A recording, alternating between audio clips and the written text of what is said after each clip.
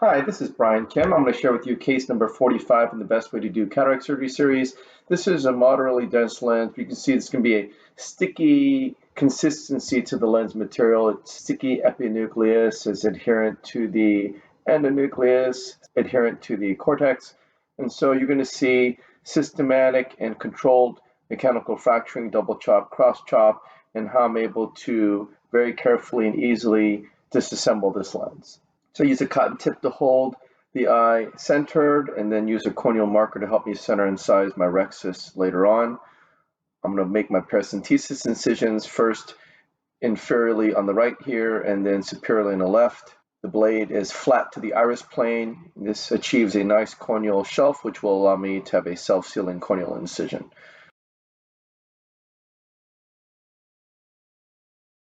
I'm injecting some intracameral lidocaine and then dispersive viscoelastic to inflate the anterior chamber.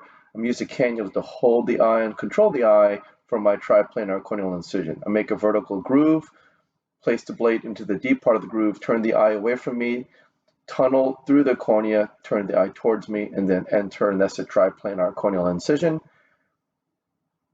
I'm going to do my puncture style capsulorhexis.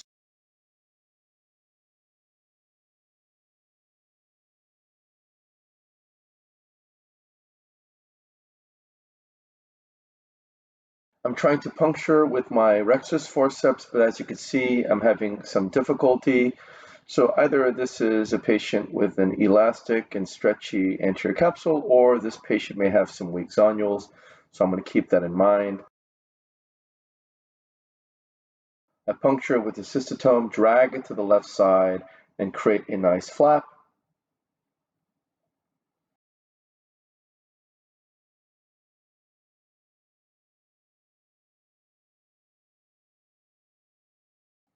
And then I use my rhexis forceps to take that flap and go around circumferentially.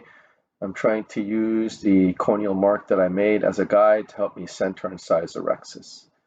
I'm going to grab and re-grab periodically after a few clock hours or so, making sure I keep a consistent diameter and centration.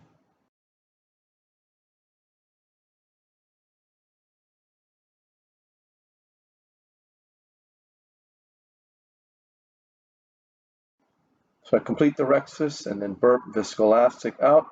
I'm doing my capsular fornix hydrodissection technique. Place the cannula out underneath the anterior capsule on a contralateral side, point the tip down, get a nice fluid wave, come out, decompress on the left side, liberating the lens from the capsule, go to the right side, turn the tip down. You can see the lens spun quite nicely. Irrigating the surface of the eye and then lifting the incision with the chopper, going in with irrigation off to minimize Descemet's trauma. I'm going to remove the surface epinuclear material. When I have trouble removing the epinuclear material, it makes me, again, think about that sticky consistency to the lens material.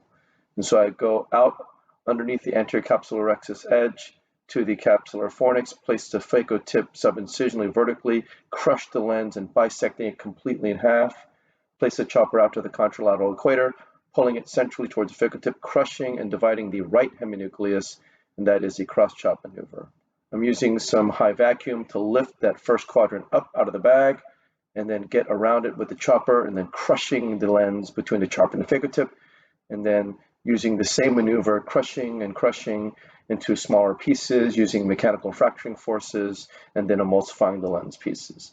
I do the same maneuver going out underneath the endocapsule edge to the equator, crushing the second quadrant in half using a cross-chop technique, and then crushing the fragments into smaller pieces and then emulsifying.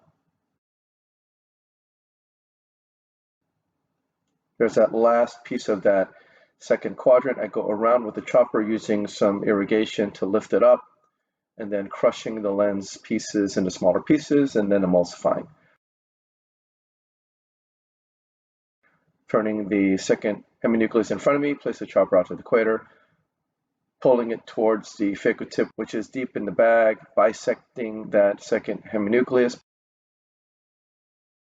Place the chopper out to the equator again, pulling it centrally against the phaco tip, dividing that third quadrant into two pieces, and then emulsifying the lens pieces. Again, I like to place the chopper out, and then place the phaco tip on the other side, and then crushing the lens piece. There are opposing forces around the lens pieces that allow me to crush the lens pieces. So this is the final quadrant. Place the chopper out of the equator, pulling it towards the phaco tip, again crushing the lens piece very nicely, using mechanical fracturing forces again to sandwich the lens pieces, and then emulsifying the lens pieces. So this is the final piece. I pull it up with a little bit of vacuum, and then emulsifying the final piece there. I'm using the phaco tip to lift up the anterior edge of the epinuclear material using vacuum. Once all the lens is out, I take the chopper out. See there's a little piece of lens material stuck at the incision. Push BSS, take the phaco tip out and replace it with the INA handpiece. I'm starting subincisionally, removing the cortical material, making sure I get good occlusion, and then sweeping a little bit side to side to loosen the cortex, and repeat the same maneuver as I go around. I want to make sure I get as much of that subincisional cortical material out as much as possible. And I start going around circumferentially. You want to make sure you grasp the anterior aspect of the cortex when you're peeling it off. Again, the polymer tip is such a great tip for cortical removal. I'm very confident. I don't really worry about rupturing the bag during this step at all.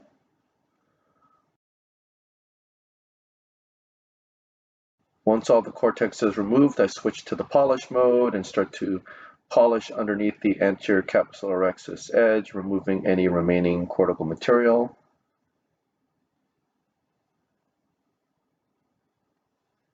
I'm polishing on the posterior capsule surface as well, these fine little bits of lens material on the posterior capsule surface.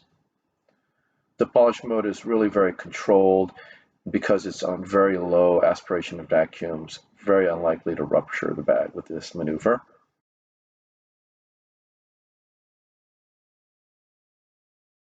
Pushing BSS through the paracentesis into the subincisional capsular fornix, and lo and behold, even though I thought it was nice and clean, you saw there was a big chunk of cortical material that came right out. And so that's a really nice aspect of doing that technique.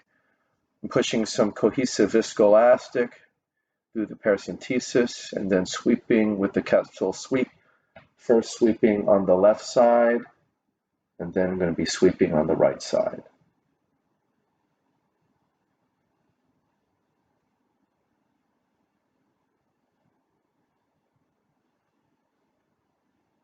Once the bag is clean, I'm going to inject the single piece acrylic lens into the capsular bag, making sure the leading edge is within the bag, the trailing edge is not. I'm going to go in and then inflate the eye, disassociate the haptics from the optic, the leading and then trailing, go underneath the lens, tilt it, rotate it 90 degrees clockwise, going underneath the lens, making sure the bag is completely evacuated of the viscoelastic.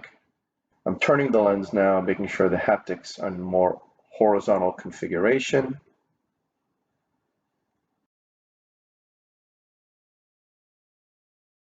And then I'm removing the viscoelastic in the anterior chamber. You can see there's quite a bit of viscoelastic left. Again, this means that I'm using very minimal manipulation, minimal fluidics, with a lot of viscoelastic in the chamber and coating the cornea. That means I was able to minimize any manipulation near the cornea with these techniques.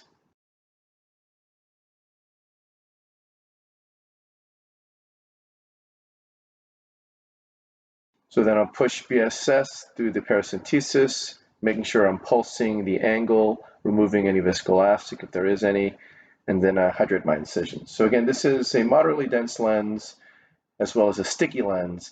Whenever the lens is sticky, it tends to resist spinning of the lens, it resists separating it from the cortex and the epinucleus. And so you can very carefully, systematically chop the lens pieces using double chop, cross chop, mechanical fracturing techniques, hooking the lens pieces, pulling the pieces up out of the bag, using opposing forces to crush the lens with the chopper and phaco tip. So I hope this was helpful to you, and I thank you for your attention.